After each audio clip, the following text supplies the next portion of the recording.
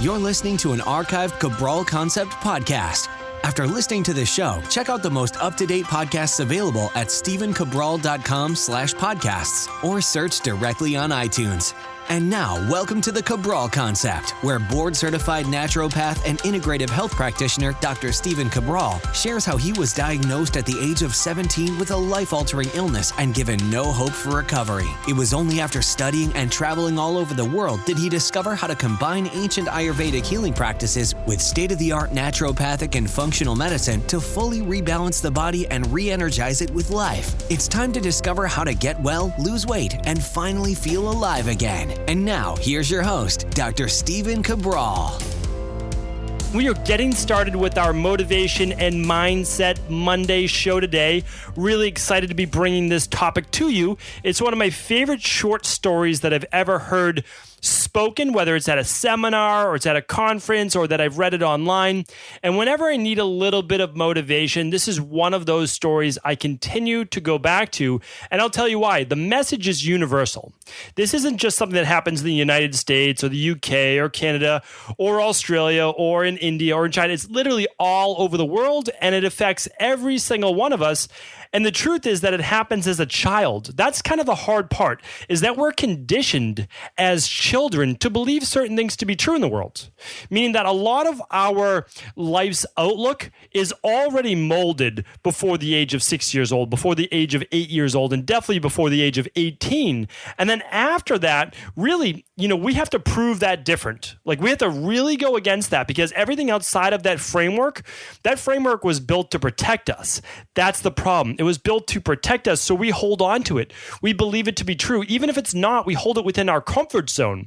So the story I want to share with you, by the time we get to the end of it, I know that it's going to make a lot more sense. I'm going to give you a few questions to really ask yourself, to tease this out. I ask myself these questions to this day all the time. I try to figure out what it is that's holding me back, and I want to share that with you now. So I wish I could give this author credit. The author is unknown. It's anonymous, essentially, but some type of parable, some type of paraphrasing of this short story has literally been handed down throughout the ages. And the reason is that this is a true story. This is something that actually does occur all the time. So what I want to share with you now is a real true story, and it goes like this. I'm just going to simply read it out loud for you right now. As my friend was passing the elephants, he suddenly stopped, confused by the fact that these huge creatures were being held by only a small rope tied to the front of their leg. No chains, no cages. It was obviously that the elephants could at any time break away from the ropes they were tied to, but for some reason they did not. My friend saw a trainer nearby and asked why these beautiful, magnificent animals just stood there and made no attempt to get away. Well, he said, when they are very young and much smaller, we use the same size of rope to tie them, and at that age, it's enough to hold them. As they grow up, they are conditioned to believe they cannot break away. They believe the rope can still hold them, so they never try to break free. My friend was amazed. These animals could at any time break free from their bonds, but because they believed they couldn't, they were stuck right where they were. So this is an amazing short story just called The Elephant and the Rope. And what it goes to show is that just like the elephants, we ourselves are holding on to these limiting beliefs that we cannot do something, simply because we may have failed the first time, or a family member or part of our community or someone else failed at it, and then they try to protect us by putting those beliefs on us. And those became our beliefs. And it's so deep in the unconscious that you're not even aware of it. You're not even thinking of it right now until you become aware of even now trying to think about those specific thoughts that you're having. That's what we're going to talk about right now. Because those elephants as well, at any point, we know that they could walk away. At any point that they could just snap that rope. There's no problem at all. But they don't believe that they can, because they tried in the past and it didn't work, right? The method they used didn't work. They simply weren't as developed as the time. But, the years have gone by. You've learned a lot more. You have a lot more life experience. You've been down this road much, much further. You get to look back and draw upon experiences. So now what I want you to think about is, what are your imaginary chains? And the easy way to think about it is this, is what are you saying to yourself, either to yourself or out loud? And it's typically about a goal that you would like to achieve, something that you really want in your life from a deep core level. Maybe you never talk about it out loud. Maybe you don't even let yourself think about it. But what is it that you want that you say, you know what, that just can't happen? Maybe you're saying something like, well, I'm just too old now to go back to school. I'm too old now to switch careers. Or you might say something like, well, you know what, I just can't lose the weight. Or if I am able to lose the weight, I just gain it right back. Or you might say something like, I can't get well no matter what I do or what I try. There's just no hope for me. Or, you know what, I never seem to get my big break. Or no matter how hard I work, I can't make ends meet. Another one is this: it seems I'm destined to be alone and never be able to find the right person. Or one of my favorite is, why is it that things seem to come so easily to this person when I struggle all the time to just achieve X? These are basically our own little movies, our own little podcasts, we'll say it, playing inside of our head on loop. That's called part of our subconscious mind. And it's not doing that to harm you. It's doing that actually to protect you. So in this case, those things have been conditioned within us to keep us where we are. Even if we're not happy, we're at least safe for the most part because we know this environment. We know where we are. We're literally tethered where we were when we were a child to this little rope.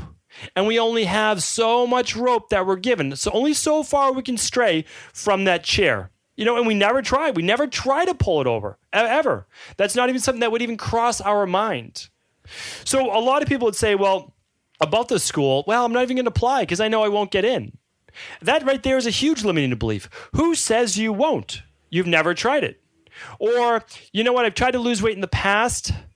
I've tried, I think, everything. I'm not going to try this new diet. No, this one won't work either. Or everyone in my family, yeah, they just have Hashimoto's. Or everyone in my family has digestive issues. Everyone in my family has anxiety. Everyone in my family is depressed. So all of a sudden, then that makes you destined for life to be depressed. You're in your subconscious, it really recycles that over and over. And it looks for other areas of your life, certain situations to come about, which can reinforce that. See, you are depressed. See, these things do happen. See, you are anxious for a reason. All of those things you'll become more aware of because that's what you're focused on.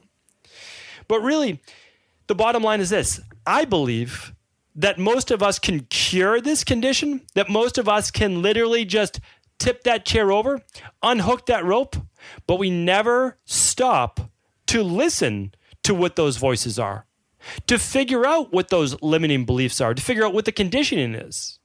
Because again, once we don't look at it in a bad way, okay, this conditioning was put within me, and it was put within me by my community, my parents, my grandparents, my friends, whoever it might be. And it was done as a protective mechanism. That's it. Once you accept that, you don't have to fight back against it. And you can simply say, that was good. That helped me out maybe in childhood. And that was good for my parents, but I'm different. Things are different now. It's not the same times. I'm not the same person. I have more to give. I have more that I want to get out of life. And once you start speaking like that, you don't blame anyone. And now it allows you to at least be open. Okay, yes, I'm not denying that I have limiting beliefs. I do, because if I didn't have those limiting beliefs, I would probably be going after taking action or have achieved whatever my goal is. So now at least let me think about what is my limiting belief.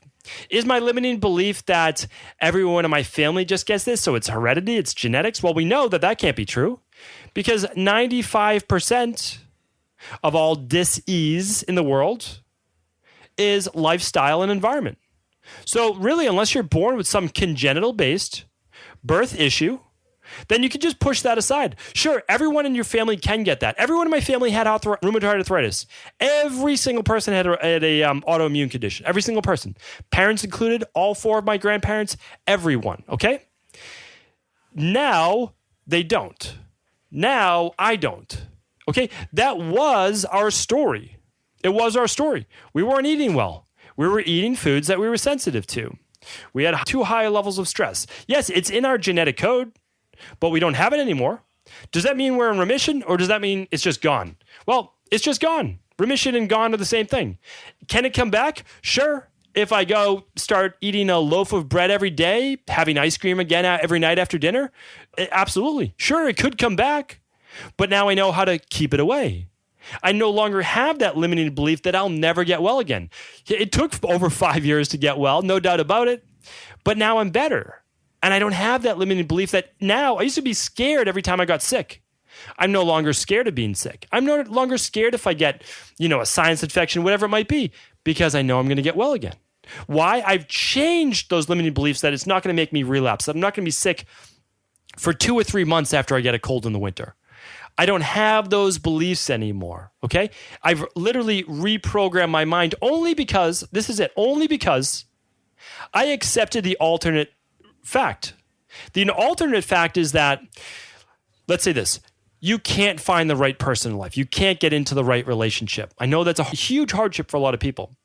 Okay, that's your belief right now. You can't find that right person. You waited too long. All the good people are taking, any one of those excuses. Think about this. That's your truth right now. It's a really good possibility that the opposite is also true. You have to think of it that way. If it's at least true for one other person in the world, meaning like, I think out of the 7+ billion people, I'm guaranteeing that there's one person still left for you, right? I mean, I'm making light of it, but that's the truth. There is an alternate truth to whatever you believe right now. That's what I had to realize. That's what I had to accept. So when I wasn't well, I used to just read success stories. I bought books on literally success stories. And I just said, wow, this person got well. This person had stage 4 cancer. They got well. This person had debilitating rheumatoid arthritis, debilitating Crohn's colitis. They got well. This person literally didn't think they would walk again. They now can walk. So I'm like, wow, that actually, what I have doesn't even seem that bad, right? So what I looked for, and maybe that wasn't the best way to go about it, I said, all of these people, they got well. They didn't have hope, but they got well. That means maybe I can too. I didn't say I'm going to get well right away. I left the possibility open. And as I started to walk down that path, I saw myself start to live it. I felt healthier more days than not. Yes, I certainly still got sick a few times, but then I just didn't. All of a sudden, it wasn't that I just broke that rope in one fell swoop. It was more like the rope just literally dissolved over time. It just disintegrated. I think I just pulled on it hard enough and long enough, just for enough time for that rope just to break on its own. There wasn't one big pull. It was just me walking the path. And that's my greatest advice, is that you want to take action immediately. You want to start listening to the tapes, the podcasts, the books. You want to do all those things immediately. You want to start taking action immediately, but don't get upset if the change doesn't happen tomorrow. You need to walk the walk. You literally need to give a little tug first. You need to start pulling on that rope yourself. I'm telling you, if you do that, things will begin to change.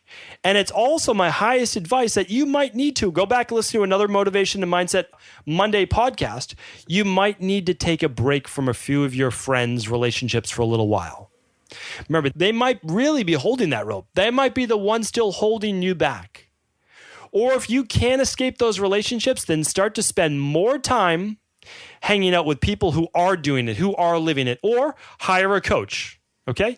Or start listening to more of the podcast, more of the motivational audiobooks, or read the books. Because that is time spent with people, even if it's just one author or one health coach, who's giving you the alternate truth, who's giving you the alternate fact.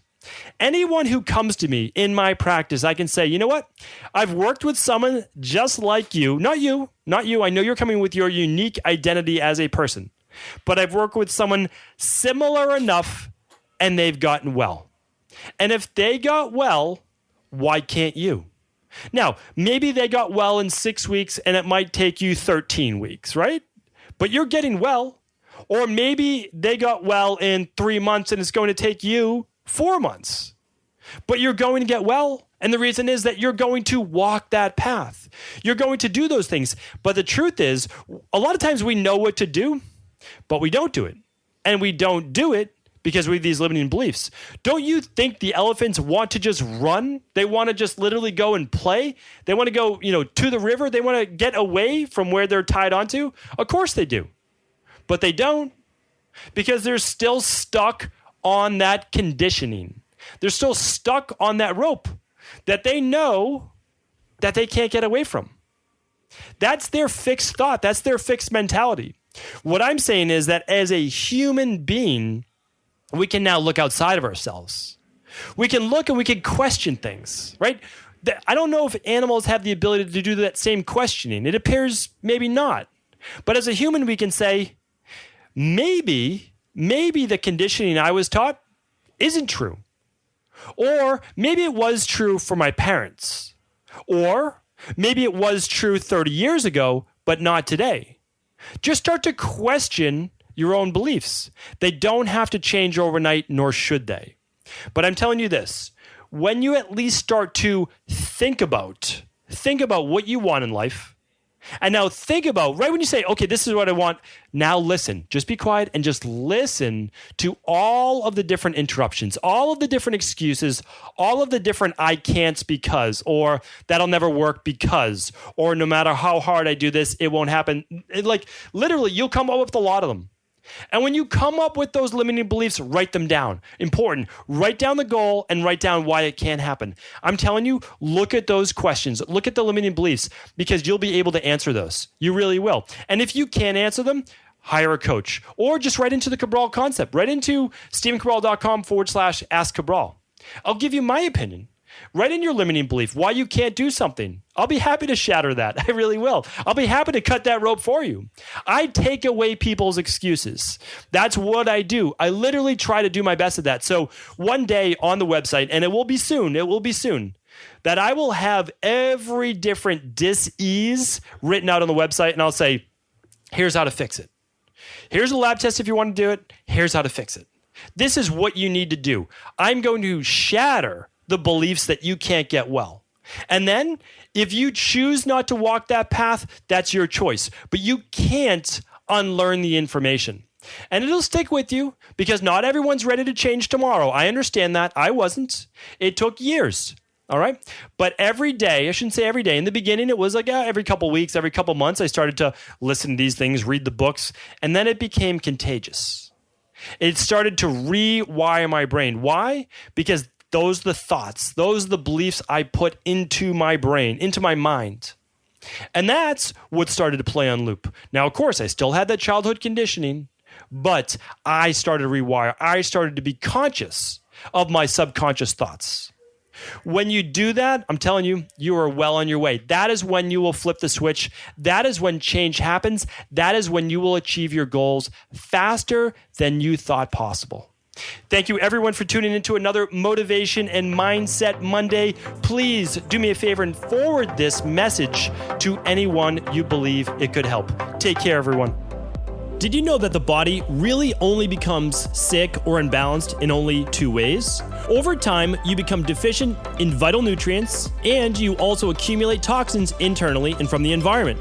As those nutrients diminish and you increase your total toxic load, your body then begins to show the first signs of dis-ease. It's actually quite predictable, and the good news is that if we know how you began to fill up that proverbial rain barrel, we also know how to empty it to begin the healing process. I was fortunate enough to learn this ancient healing process from my mentor after suffering from debilitating diseases for close to a decade. It was only when I began to implement these techniques did I finally overcome my illnesses and go on to live a life of energy and vitality that I now enjoy. I'd like to share with you now what I discovered after traveling all over the world and how to combine the best of ancient healing wisdom with state-of-the-art science. Allow me to teach you exactly how I've been able to help over 250,000 people to empty their rain barrel and begin to transform their body and lives into what they've always hoped they could be. To get your copy of the international bestseller, The Rain Barrel Effect, simply go to StephenCabral.com/rain barrel.